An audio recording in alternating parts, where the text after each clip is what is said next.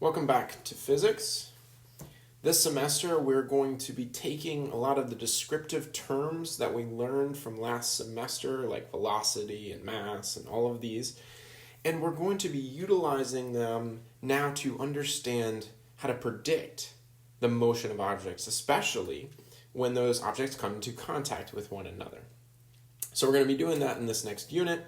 And the first chapter of this unit is called Momentum and its Conservation. So we're going to be learning about those terms, about momentum and how it's conserved and what does that all mean.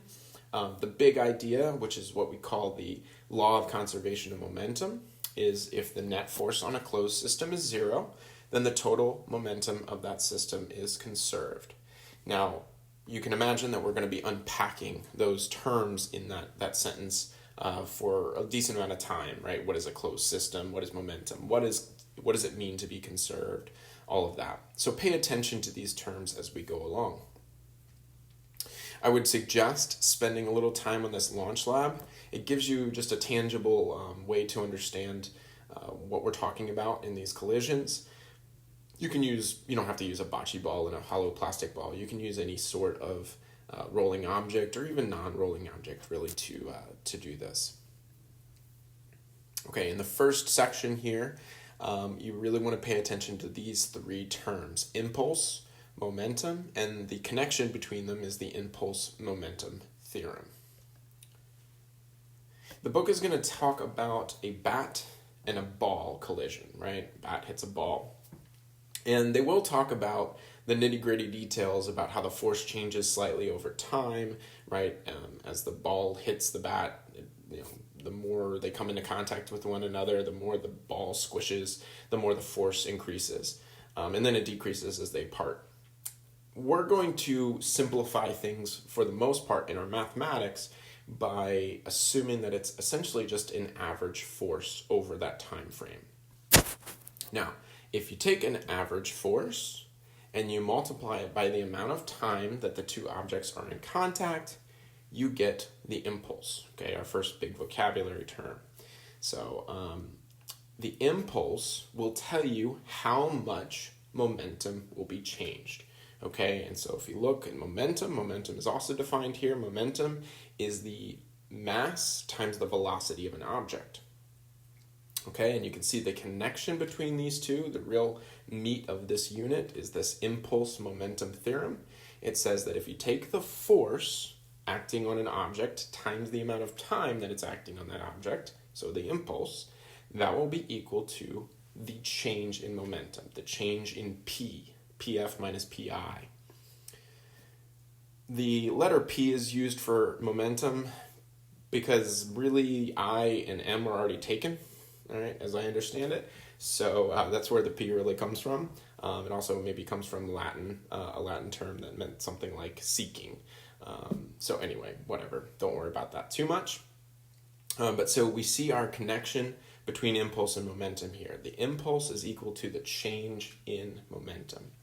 Now, one sort of weird thing about this is that the units don't quite match up, it seems like. Impulse has units of newtons times seconds, right? Force times time.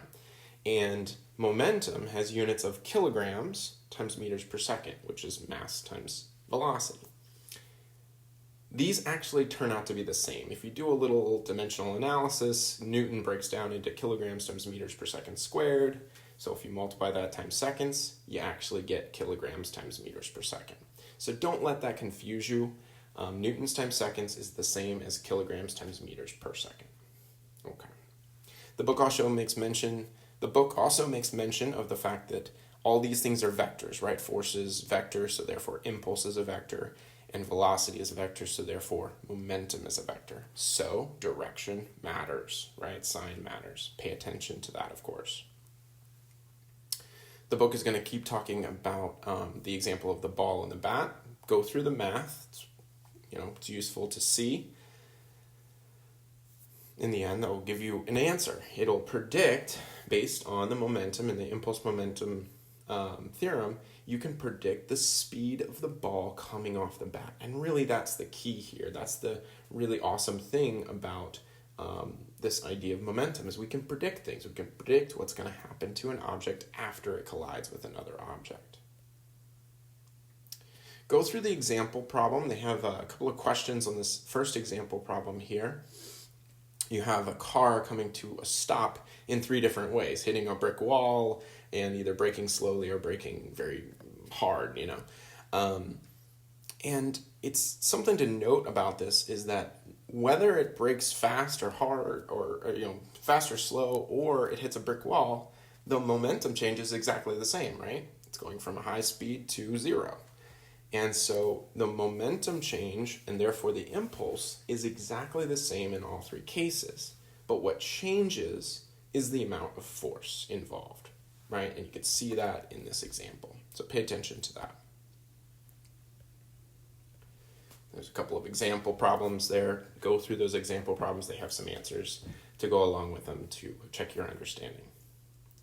The last thing I want to mention here, and again, this is sort of a reiteration of what I just said, but you can control the amount of force acting on an object by changing the amount of time, right? This is a really, really useful thing, of course, in safety, right? An airbag is effectively just this. An airbag takes more time to bring you to a stop, and therefore the force acting upon you, right, is lessened.